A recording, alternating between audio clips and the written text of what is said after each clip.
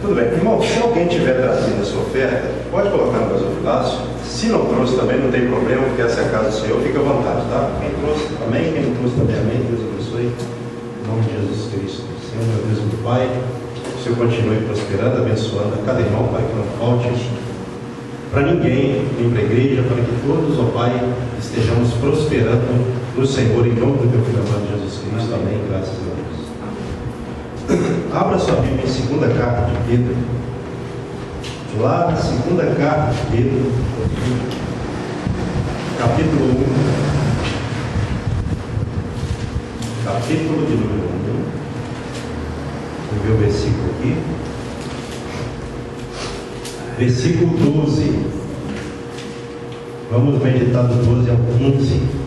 Primeira carta, ou melhor dizendo, eu falei primeira? Perdão, é a segunda carta de Pedro. Segunda carta de Pedro, capítulo 1, versículo 12. Diante Senhor, nosso Deus e Pai, que o Senhor venha continuar, ó Pai, trabalhando neste culto.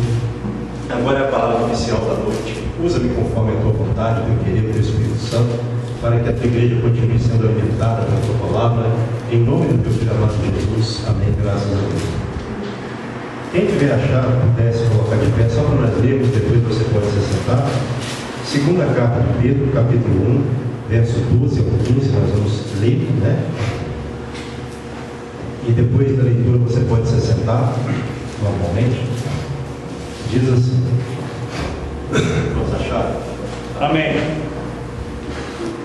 Segunda carta de Pedro, capítulo 1, verso 12. Por esta razão, sempre estarei pronto para trazer-vos lembrados acerca destas coisas, embora estejais certos da verdade já presente convosco e nela confirmados.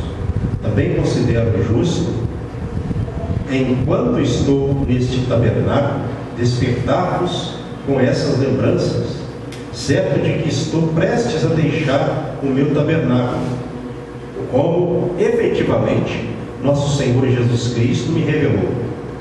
Mas, de minha parte, esforçar-me-ei diligentemente por fazer que, a todo tempo, mesmo depois da minha partida, conserveis lembrança de tudo. Amém. A igreja pode se sentar. Irmãos, esse trecho é tão interessante. Pedro, o apóstolo, né, do nosso Senhor e Salvador Jesus Cristo, ele, no primeiro versículo que foi lido, 12, né, do capítulo 1, ele disse: por esta razão sempre estarei pronto para trazer-vos lembrados acerca destas coisas, embora estejais certos da verdade já presente convosco e nela confirmados. Que coisas são essas que ele está dizendo aí? Duas formas de Jesus, né? Exato, tem tudo a ver, né? Mas é uma fala, ele já vinha falando, é um contexto, né? Se você pegar o princípio aí do capítulo 1, depois da saudação dos versos 2, a partir do verso 3, né? Ele fala assim para a igreja, ó, ele diz: visto como, verso 3, pelo seu divino poder, nos têm sido doadas todas as coisas que conduzem à vida e à piedade, pelo conhecimento completo daquele que nos chamou para a sua própria glória e virtude, pelas quais nos têm sido doadas as suas preciosas e muito grandes promessas, para que por elas vos torneis co-participantes da natureza divina, livrando-vos da corrupção das paixões que há no mundo. Ou seja, ele já vinha falando do chamado, para que nós que somos co-participantes, como diz aqui, né? No versículo de número, parece que é 4, isso, somos co-participantes da natureza divina. Então, quer dizer, o nosso chamado, não é? É para que nós estejamos caminhando firmes nesse chamado com o qual Deus nos chamou, para que sejamos co-participantes da natureza divina do Senhor, livrando livrando-nos da corrupção das paixões que há no mundo.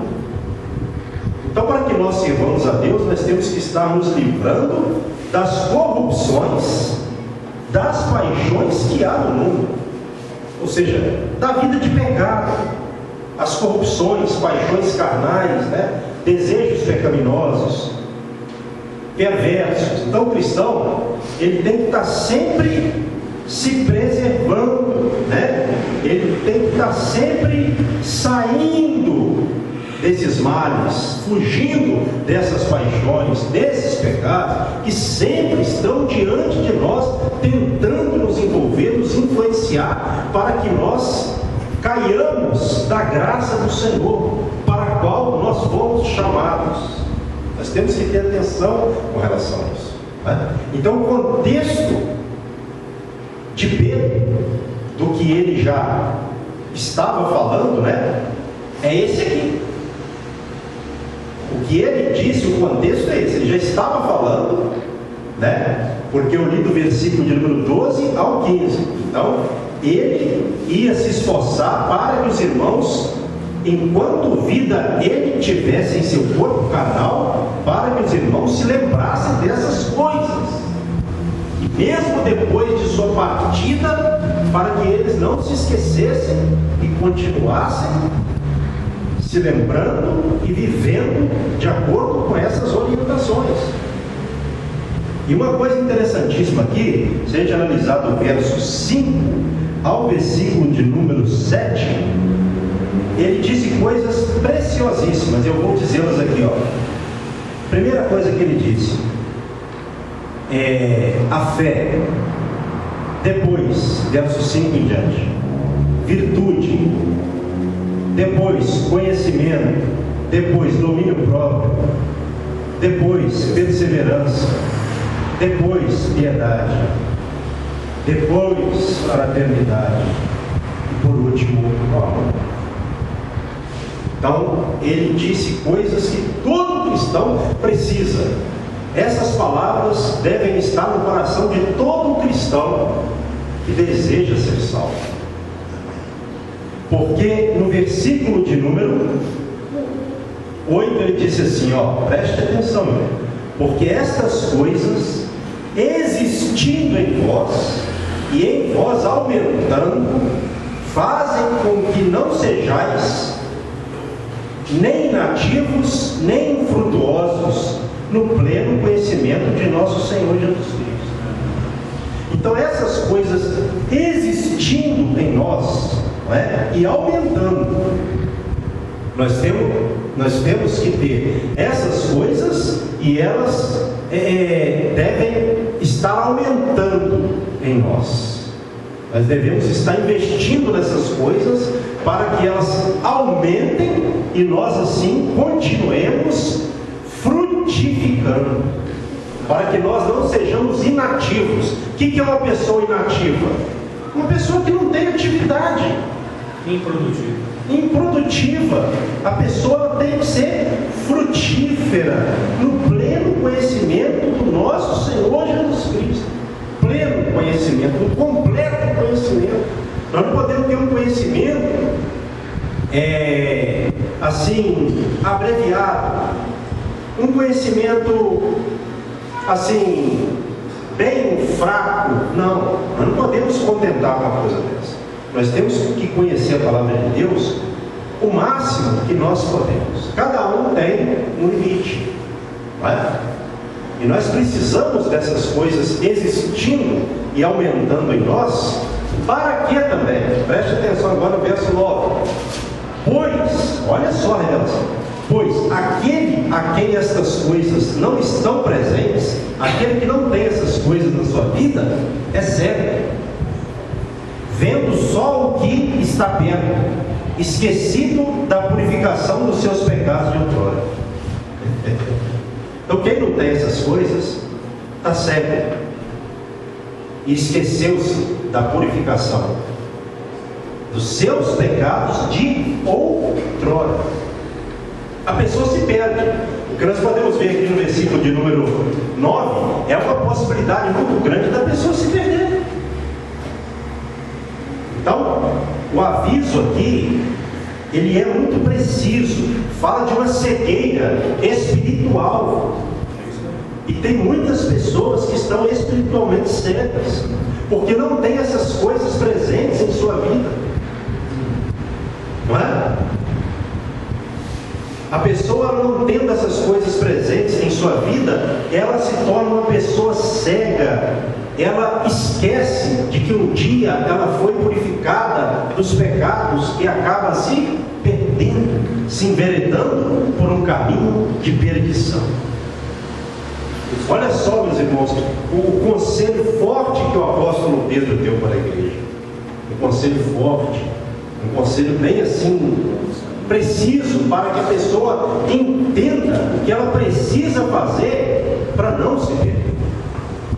O que ela precisa fazer para ela permanecer no Senhor, e assim aconteceu o que está no verso de número 10. Acompanhe comigo.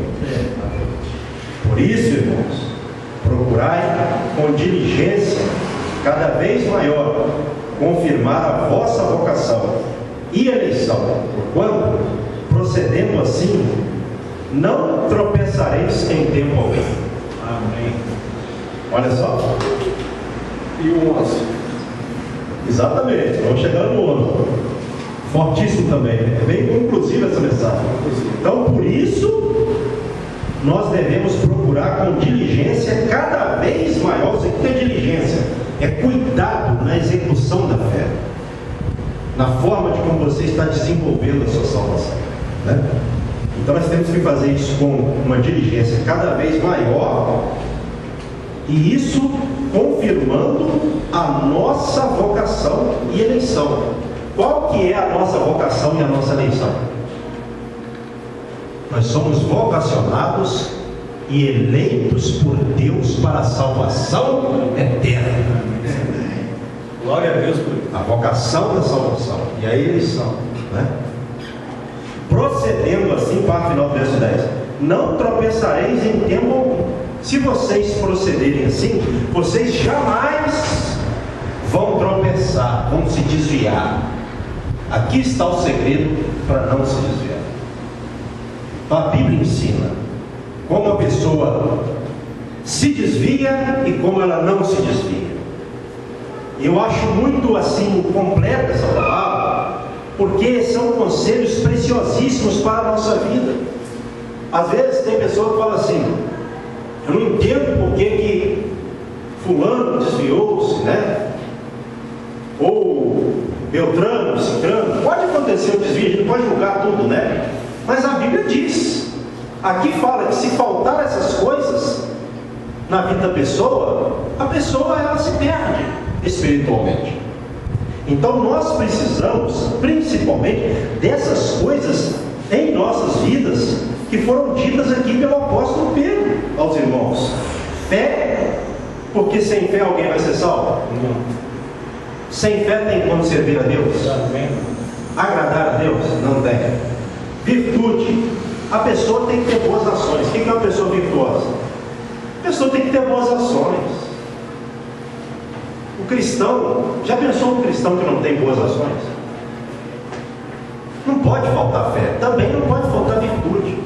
Eu não estou falando que a pessoa de repente passa por um momento difícil na vida, isso pode acontecer. Mas aqui é uma orientação de coisas que não podem faltar na vida de quem quer ser salvo. Então a segunda palavra é o quê? Virtude, boas obras, boas ações, né? E também conhecimento. Qual conhecimento está falando aqui? O camarada estudar a Bíblia para querer dizer que sabe mais do que o outro? Não. Conhecer a Deus e temê-lo, e ter o temor de Deus, que é o princípio da sabedoria. Bem, então, só um negócio. amém. Que o irmão, posso falar com o pastor, você falou. Aí ele virou para mim e disse: e quem não sabe ler? Aí eu virei para ele: mas tu sabe escutar.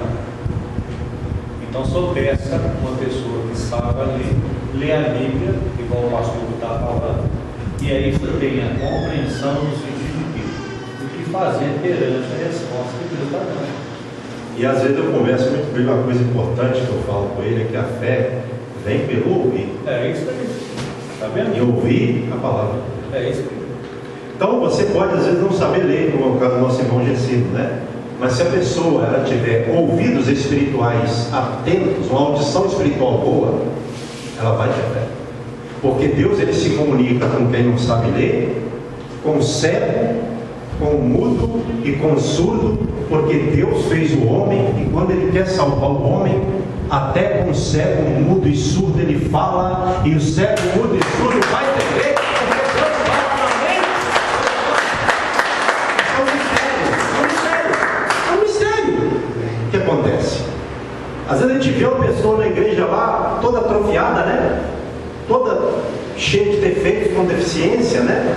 E às vezes ainda é cega, é uma pessoa assim com muitas deficiências, mas está lá na igreja pulando e dando glória a Deus. A pessoa fala, meu Deus do céu, como que ele está entendendo? Ele está absorvendo isso, é o poder de Deus que ele fala, tem essa capacidade de falar com qualquer normal, com qualquer situação, desde que ele queira.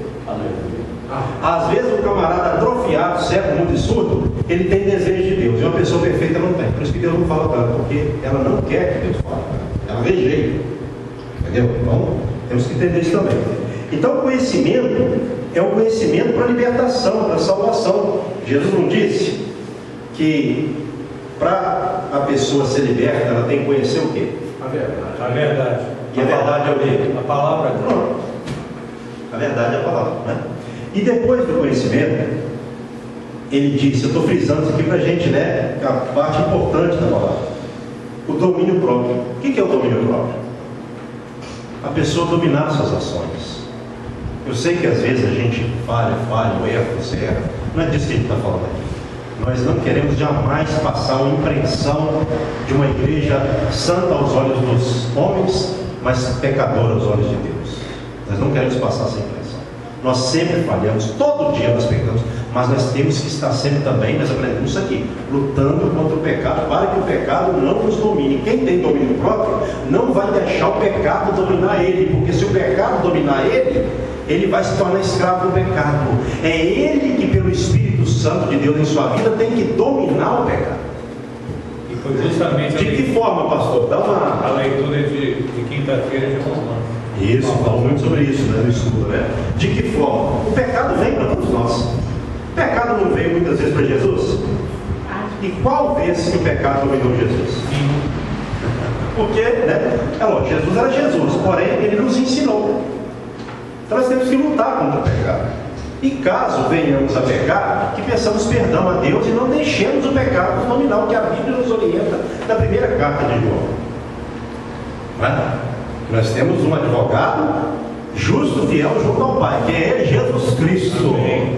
Se nós pecarmos, recorremos a Ele, para que por meio dele nós sejamos perdoados pelo Pai. Porque Ele é a propiciação pelos nossos pecados, e não somente pelos nossos, mas pelos pecados de todo mundo, de quem quiser. Né? Então, o conhecimento nós precisamos, domínio próprio também. E com o domínio próprio, nós precisamos também da perseverança. O que é perseverança? Persistir naquilo que você crê. Isso. Ou seja, a pessoa, ela dá sequência. Se nós não perseverarmos, nem salvos nós seremos. Até para a salvação há necessidade de perseverança. Jesus disse assim: aquele que perseverar até o fim será salvo. Amém. Está escrito na Bíblia ou não está? Tá. Então, foi Jesus que disse isso? Vamos lá, Mateus 24, não sei, vamos ver. Está no livro mais interessante, eu acho que não tenho certeza, vamos dar uma olhada lá. Acho que é Mateus 24.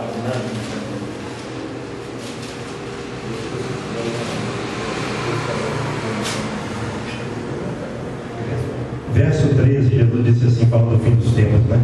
Mateus 24, 13. Aquele, porém, que perseverar até o fim, esse será salvo. E o 14 para encerrar o trecho. Será pregado este evangelho do reino por todo o mundo, para testemunha a todas as nações que então virão. Então, até para a salvação, há necessidade de perseverança. Né? Lá em Romanos fala que nós devemos perseverar na oração. Então a perseverança é aquela pessoa que eu não vou parar, porque o meu Senhor há de me fortalecer. Eu não vou parar porque eu não estou fazendo uma obra humana. O meu Senhor está comigo, eu vou continuar e até o fim Ele será comigo e eu serei salvo. É por isso que tem que pensar assim, né? Senão ela acaba também desistindo. Da perseverança. E também nós precisamos, juntamente com a perseverança, de que também? Da piedade. Piedade aqui é uma palavra que significa você ser uma pessoa devota a Deus, certo? Dedicada a Deus. Piedade aqui é nesse sentido. É você ser uma pessoa dedicada. Às vezes a pessoa ouve muita palavra devota que vem do catolicismo e acha que eu estou associando. Não. A palavra devota é você ser uma pessoa que viva em devoção a Deus. Nós não usamos a palavra também, que é derivado devocional. O cristão tem que fazer o seu devocional constantemente, meditar na palavra, isso é devocional. Dedicação, meditação na palavra, santificar a sua vida lendo a palavra. Então, piedade, nós precisamos de ser dedicados a Deus na vida cristã. E também com a piedade, a fraternidade. O que é fraternidade? É isso que nós estamos fazendo aqui. Amizade cristã entre os irmãos. Então tem que ter amizade, tem que ter relacionamento. Quem vai ser salvo se não tiver relacionamento na igreja? Me diga. Existe salvação fora do corpo de Cristo, pelo qual Ele morreu, e do qual Ele é a cabeça e nós os membros? Se o membro se afastar, se desviar e não voltar mais, e ele morrer nessa condição, haverá salvação para ele? Não. Segundo a Bíblia, não. Então, nós precisamos também da fraternidade. Então, a pessoa precisa de ser uma pessoa perceptiva. Poxa, como é que eu estou na igreja, né? Será que eu estou percebendo o que está acontecendo na minha igreja? Aquele irmão que está meio triste, Deus já me tocou, tem que conversar com aquele irmão. Ou coisas do tipo. Foi a pergunta dele para mim. Eu queria a resposta. Amém. Isso aí, mas é assim mesmo. Então, é a interação. A igreja precisa de interação. Nós vivemos hoje em um mundo que colabora muito para muito agrupamento de pessoas, ou muitos agrupamentos de pessoas, mas poucos relacionamentos verdadeiros. Ou seja, no mundo hoje, o que manda? Uma das coisas que está sendo uma demanda no mundo. Muitos movimentos, né? Ajuntamento de pessoas para vários eventos. Mas depois que acabou o evento, acabou tudo. Com Deus não. Com Deus tem que se ajuntar e procurar se relacionar. Porque é assim que Deus manifesta o seu poder. Amém. Ninguém vai amar a Deus se não amar o seu irmão a quem vê. A Bíblia fala isso. Se eu amo a Deus, o reflexo do meu amor por Deus é eu amar o meu irmão. Não precisa, já falei isso aqui, não precisa falar que eu amo a Deus. Se eu amar o meu irmão, isso já é uma prova de que eu amo a Deus, cabal. Agora, a pessoa dizer que ama a Deus, mas não ama os irmãos da igreja, é uma contradição. A Bíblia não diz isso. A Bíblia diz que isso está errado. A pessoa que não ama quem vê não pode amar a Deus a quem não vê. Então, por que está assim na Bíblia? Porque Deus se revela por meio do ser humano. Como é que Deus amou o mundo? Dando Jesus para morrer por nós. Certo? Então Deus se revela através do ser humano.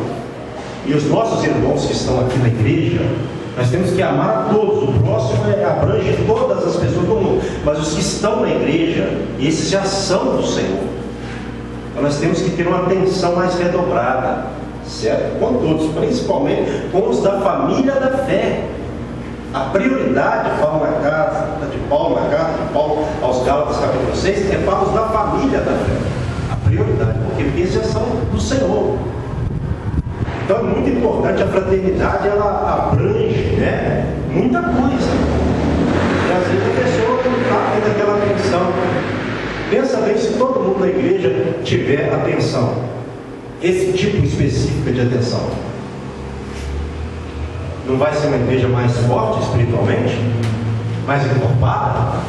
Mais difícil do diabo achar brecha nela? Porque os irmãos estão não apenas ajuntados, eles estão unidos pelo Espírito Santo. Não é um ajuntamento apenas de pessoas, é um ajuntamento no Espírito Santo. Um ajuntamento de fogo. Isso, onde há preocupação, amor. Porque Jesus nos ensinou. E a última palavra é o quê? Amor. Alguém vai ser salvo se não amar? Não. Por que a pessoa tem que amar para ser salva? Alguém pode me dizer? Porque Ele nos amou. Exato. Praticando Sim, né? Exatamente. E também porque nós aprendemos muito. O amor é um novo mandamento do Novo